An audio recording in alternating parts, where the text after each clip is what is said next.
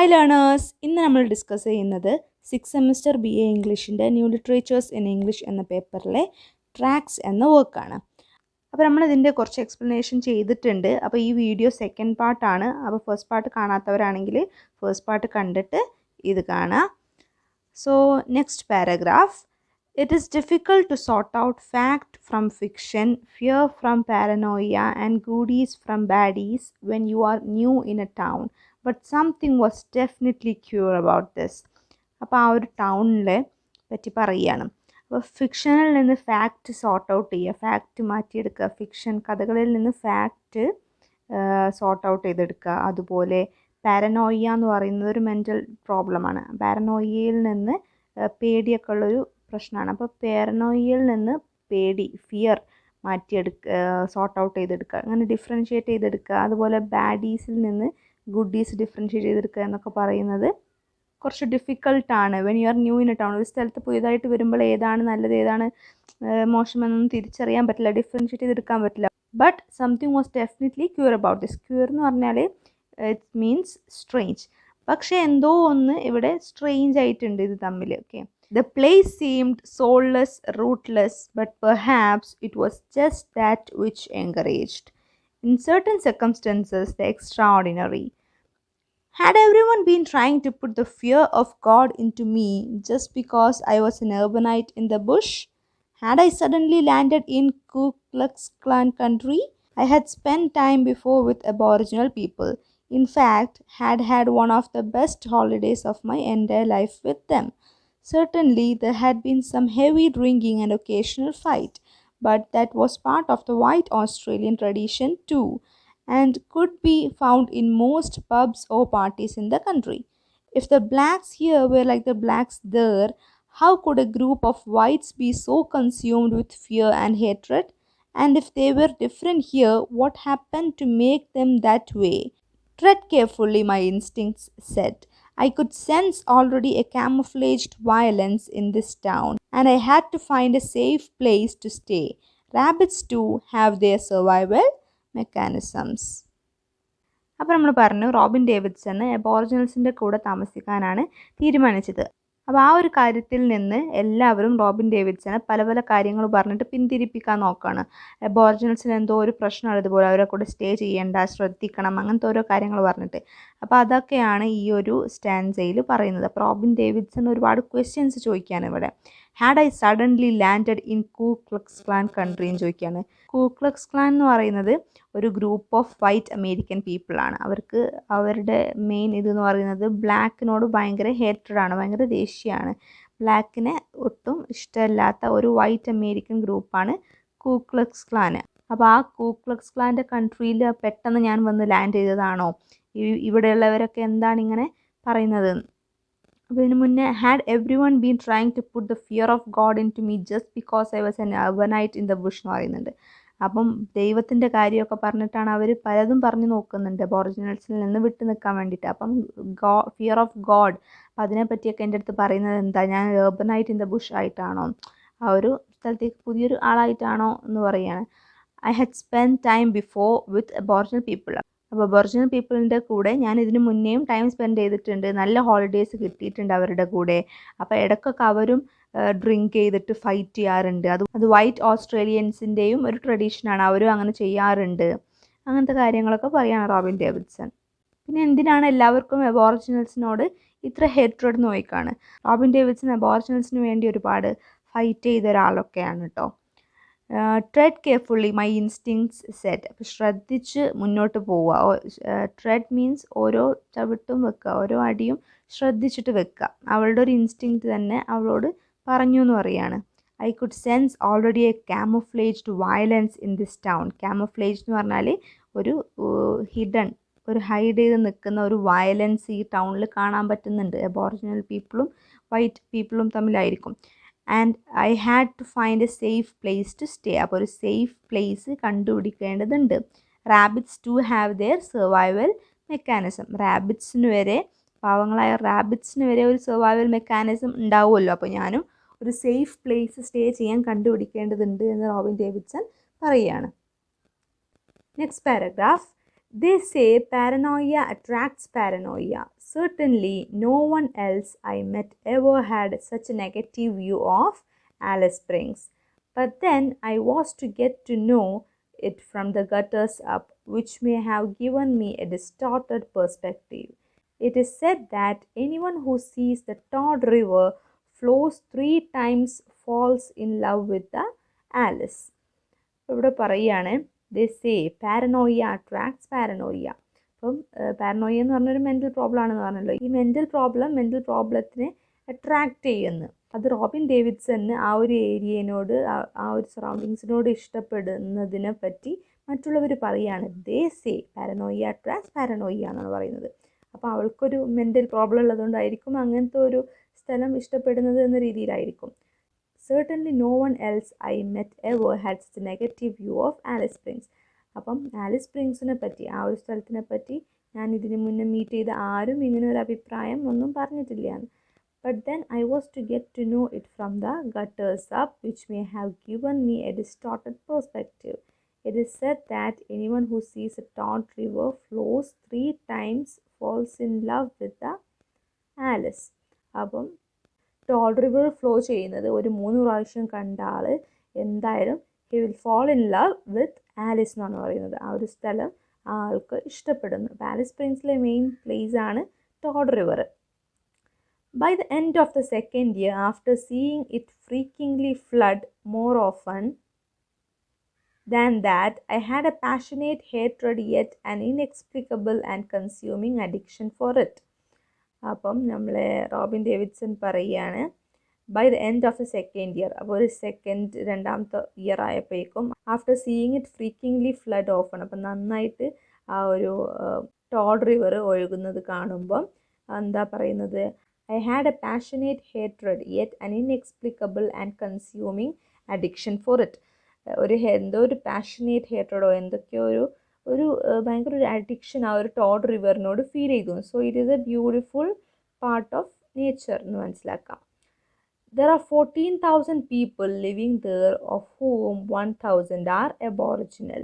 ഒരു 14,000 ആൾക്കാർ അവിടെ ഉണ്ടെങ്കിൽ അതിൽ 1,000 ആൾക്കാർ അബോറിജിനൽ ആണ്. The whites consist mainly of government workers, miscellaneous misfits and adventurers, retired cattle or sheep station owners, itinerant station workers, truck drivers, and small business operators, whose primary function in life is to rip off the tourists who come by the busload from America, Japan, and urban Australia, expecting high adventure in this last romantic outpost and to see the extraordinary desert which surrounds it.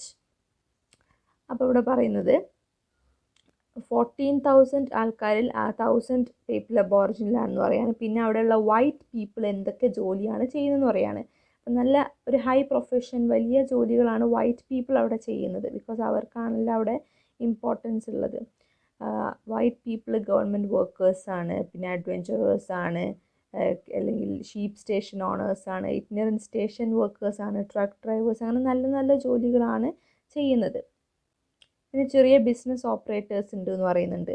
ആ business ഓപ്പറേറ്റേഴ്സിൻ്റെ primary function എന്ന് പറയുന്നത് in life is to rip off the ടൂറിസ്റ്റുകളെ rip ചെയ്യാന്ന് പറയുന്നത് ടൂറിസ്റ്റുകളെ വീഴ്ത്തുക.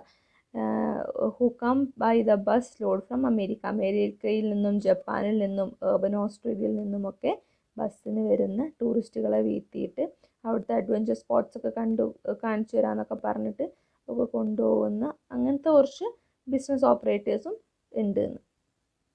There are 3 pubs, a few motels, a couple of Z-grade restaurants, and various shops that sell I've climbed Ayers Rock t-shirt, boomerangs made in Taiwan, books on Australiana, and tea towels with noble savages holding spears silhouetted against setting suns. It is a frontier town characterized by an aggressive masculine ethic and severe racial tensions. അപ്പോൾ അവിടെ എന്തൊക്കെയാണ് ഉള്ളതെന്ന് പറയുകയാണ്. 3 പബ്ബുകളുണ്ട്, പിന്നെ കുറച്ച് mortals ഉണ്ട്. Mortals എന്ന് പറയുന്നത് ഒരു കൈൻഡ് ഓഫ് ഹോട്ടൽസ് ആണ്. സ്പെഷ്യലി മോട്ടോറിസ്റ്റുകൾക്ക് താമസിക്കാനുള്ള ഹോട്ടൽസ് ആണ് മോട്ടോറിസ്റ്റുകൾ എന്ന് പറയുന്നത് യാത്ര ചെയ്യുന്ന വണ്ടി ഓടിക്കുന്ന ആൾക്കാർക്ക്, അവർക്ക് പെട്ടെന്ന് തന്നെ വണ്ടി നിർത്തിയിട്ട് നേരെ അവർ താമസിക്കുന്ന ആ ഒരു ഹോട്ടലിലേക്ക് അവരുടെ റൂമിലേക്ക് കയറുന്നത് പോലെ അങ്ങനത്തെ ഒരു സെറ്റപ്പിലുള്ള ഒരു ഹോട്ടലിനാണ് മോട്ടൽ എന്ന് പറയുന്നത്. ഓക്കെ, സോ അവിടെ കുറച്ച് മോട്ടൽസ് ഉണ്ട്, പിന്നെ കുറച്ച് സെഡ് ഗ്രേഡ് റെസ്റ്റോറൻറ്റ്സ് ഉണ്ട്. സെഡ് ഗ്രേഡ് റെസ്റ്റോറൻറ്റ്സ് മീൻസ് നല്ല ഗ്രേഡുള്ള റെസ്റ്റോറൻറ്റ്സ്. പിന്നെ മറ്റ് ചില ഷോപ്പുകളുണ്ട്. അയേഴ്സ് റോക്ക് എന്നൊക്കെ എഴുതിയ ടീഷർട്ട്സ് ഒക്കെ സെയിൽ ചെയ്യുന്നത്. അപ്പോൾ അയേഴ്സ് റോക്ക് എന്ന് പറയുന്നത് അവിടുത്തെ ഒരു ഇമ്പോർട്ടൻറ്റ് അഡ്വഞ്ചർ സ്പോട്ടാണ്. അപ്പോൾ അത് ഞാൻ ക്ലൈംബ് ചെയ്തിട്ടുണ്ട് എന്നൊക്കെ എഴുതിയ ടീഷർട്ട്സ്, ബൂമറാങ്സ് മെയ്ഡ് ഇൻ തായ്വാൻ, ബൂമറാങ്സ് ഉണ്ട്, ഓസ്ട്രേലിയനെ പറ്റി ബുക്സ് ഉണ്ട്, ടീ ടവൽസ്, അങ്ങനത്തെ കുറച്ച് ലിസ്റ്റ് പറയുന്നുണ്ട്. അങ്ങനത്തെ സംഭവങ്ങളൊക്കെ ഉള്ള ഒരു ടൗൺ ആണ്.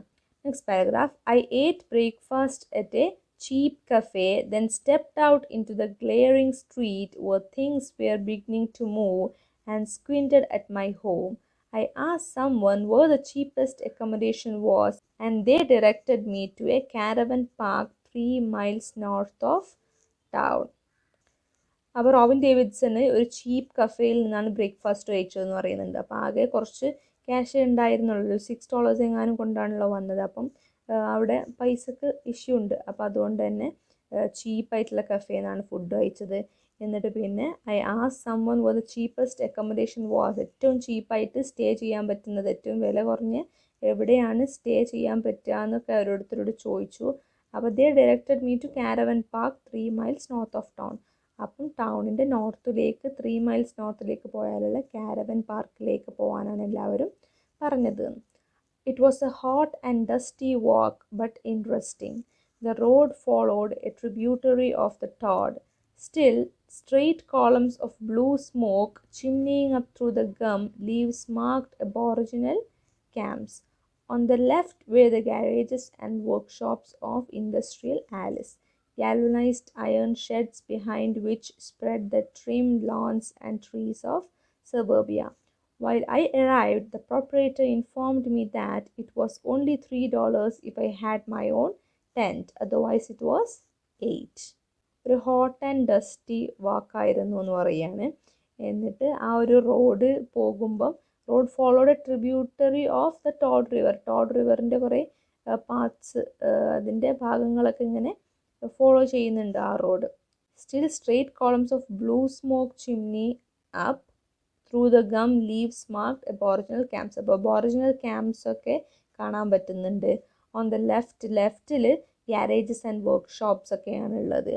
അതിൻ്റെ പിന്നിലായിട്ട് ട്രീസ് ഓഫ് സബർബിയ, ആ ഒരു റെസിഡൻഷ്യൽ ഏരിയയിൽ ട്രീസ് ഒക്കെ കാണാൻ പറ്റുന്നുണ്ട്. അങ്ങനെ ആ ഒരു സ്ഥലത്തിന് അവൾ യാത്ര ചെയ്യുന്ന അവൾ പോകുന്നത് എങ്ങോട്ടാ, കാരവൻ പാർക്കിലേക്ക്. ആ കാരവൻ പാർക്കിലേക്ക് പോകുന്ന വഴിയുള്ള സ്ഥലത്തിനെയാണ് ഈ ഡിസ്ക്രൈബ് ചെയ്യുന്നത് ഈ ഒരു പാരഗ്രാഫിൽ. അപ്പോൾ അവിടെ എത്തിക്കഴിഞ്ഞപ്പം അവിടുത്തെ മാനേജർ പറഞ്ഞു, സ്വന്തമായിട്ട് ടെൻറ്റ് ഉണ്ടായിരുന്നെങ്കിൽ $3 ആവുള്ളായിരുന്നു, സ്വന്തമായിട്ട് ടെൻറ്റ് ഇല്ലെങ്കിൽ $8 ആണ് അവിടെ റെൻറ്റ് എന്ന്. Next paragraph. My smile faded. I eyed the cold drinks longingly and went outside for some tepid tap water. I didn't ask if that were free, just in case. Over in the corner of the park, some young folk with long hair and patched jeans were pitching a large tent. They looked approachable, so I asked if I could stay with them. They were pleased to offer me shelter and friendliness.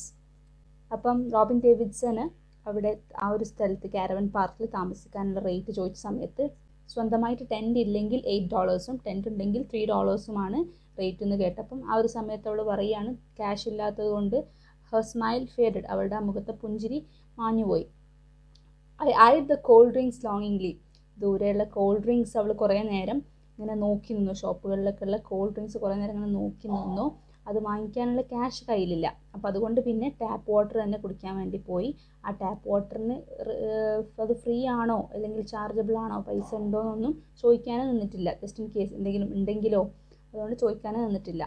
പിന്നെ അവൾ പറയുകയാണ്, over in the corner of the park some young folk with long hair and patch jeans. ഇപ്പോൾ long ഹെയറും patch ജീൻസൊക്കെ ഉള്ള കുറച്ച് team അവിടെ tent കെട്ടുന്നുണ്ട്. അപ്പോൾ അവരെ കണ്ടപ്പോൾ ഒരു ഫ്രണ്ട്ലി, അവരോട് സംസാരിക്കാൻ പറ്റുമെന്ന് തോന്നി. അവരോട് പോയിട്ട് അവരുടെ കൂടെ നിൽക്കട്ടെ എന്ന് ചോദിക്കുമ്പം അവർ ഹാപ്പി ആയിട്ട് അവർ ഷെൽട്ടർ കൊടുക്കുക, അവരുടെ കൂടെ സ്റ്റേ ചെയ്യാമെന്നൊക്കെ പറഞ്ഞ് നന്നായിട്ട് അക്സെപ്റ്റ് ചെയ്യുകയാണ് റോബിൻ ഡേവിഡ്സനെ. Okay. That night, They took me out on the town in their beat-up panel van equipped with all the trappings one associates with freewheeling urban youth. A 5 million decibel car stereo and even surfboards. They were heading north. We drove into the dusty lights of the town and stopped by the pub to pick up some booze. The girl, who was shy and very young, suddenly turned to me. "Oh, look at them. Aren't they disgusting? God, they are like apes." "Who?" "The Booms." Her boyfriend was leaning up against the bottle shop, waiting. അപ്പോൾ ഈ ഒരു പാരഗ്രാഫിൽ Robin ഡേവിഡ്സണ് അവർക്ക് shelter കൊടുത്ത് ആ ഒരു ടീമിൻ്റെ കൂടെ travel ചെയ്യുന്നതിനെ പറ്റിയാണ് പറയുന്നത്. അവരൊരു അഡ്വഞ്ചർ ടൈപ്പ് ആൾക്കാരാണ്. അവരുടെ അടുത്ത് സർഫ് ബോട്ട്സ് ഉണ്ട്. നോർത്തിലേക്കാണ് അവർ യാത്ര ചെയ്യുന്നത്.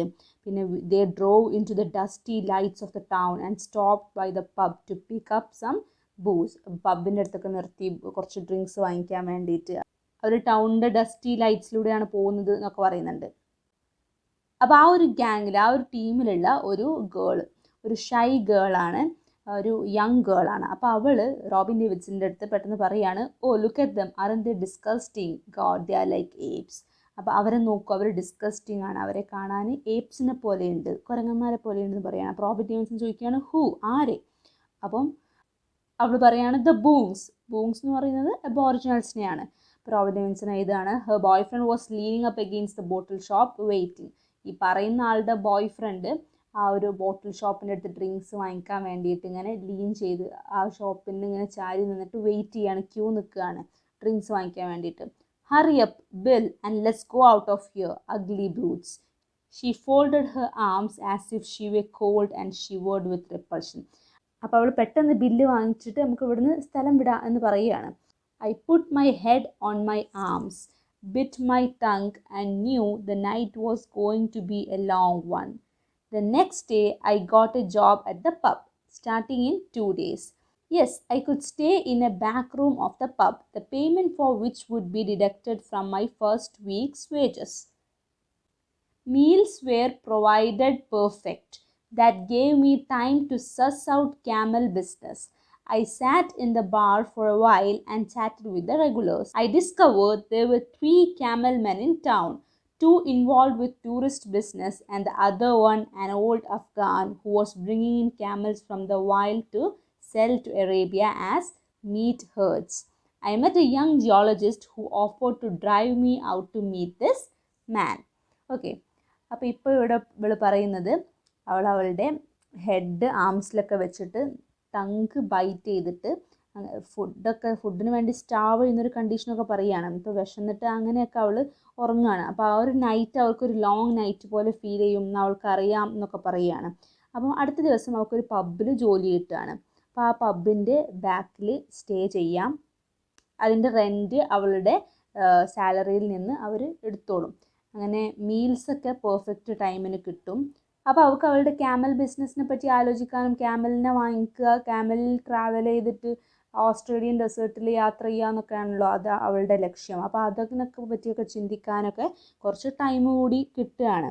ഓക്കെ, അപ്പോൾ അവളിങ്ങനെ സ്ഥിരമായിട്ട് ആ പബ്ബിൽ, അവൾ ജോലി ചെയ്യുന്ന പബ്ബിൽ വന്ന് റെഗുലർ വിസിറ്റേഴ്സിനോടൊക്കെ അതിനെപ്പറ്റിയൊക്കെ സംസാരിക്കും. അങ്ങനെ she came to know, she discover that ആ ടൗണിൽ 3 ക്യാമൽ മെനാണ് മെയിൻലി ഉള്ളത്. അപ്പോൾ ഫസ്റ്റ് അവൾക്ക് വേണ്ടത് ക്യാമലാണ്. അപ്പം 3 ക്യാമൽ മെനാണ് മെയിൻലി ടൗണിലുള്ളതെന്ന് ഈ പബ്ബിൽ വരുന്ന ആൾക്കാരോട് സംസാരിച്ചിട്ട് അവൾ മനസ്സിലാക്കും. അപ്പോൾ അതിൽ 2 ക്യാമൽ മെന് ടൂറിസ്റ്റ് ബിസിനസ് നടത്തുകയാണ് ചെയ്യുന്നത്. ക്യാമൽസിനെ വെച്ചിട്ട് ടൂറിസ്റ്റ് ബിസിനസ് നടത്തുകയാണ് ചെയ്യുന്നത്.